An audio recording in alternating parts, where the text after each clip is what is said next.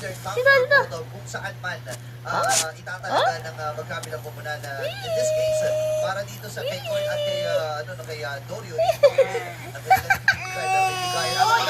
Grabe naman yung nakap sa may sipa dito ni Yawi. Luis is down. Lapit na dito ang Manglers. Pati nakagilid na dyan.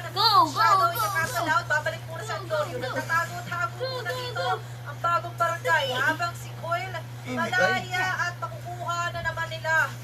Pangatlong pagong na go rito. Pero mukhang para sa kanila pa rin naman talaga. Lahat sa dito. May flicker pa rin naman para makatakas. Ang kamay, ang kamay. Nice try though. Pero hindi mag-result onto a kill. Kamay mo. Kamay mo, kamay.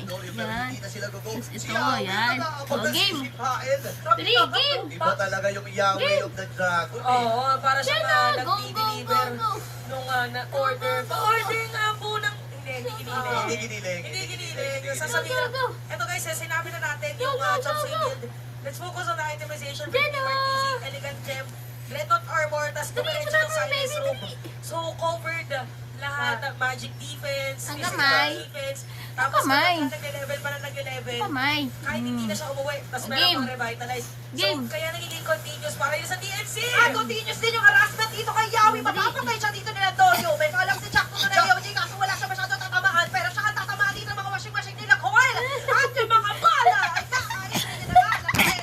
1-4-2 ang magiging palitan natin doon. Oo, ganda na naging targeting system dito ng squad. Ate, baby! At kailangan lumamang doon sa naging teamfight ang Ate, baby! Ay, the baby! Natuto na siya dun sa mga kaganapan kanina. Baby!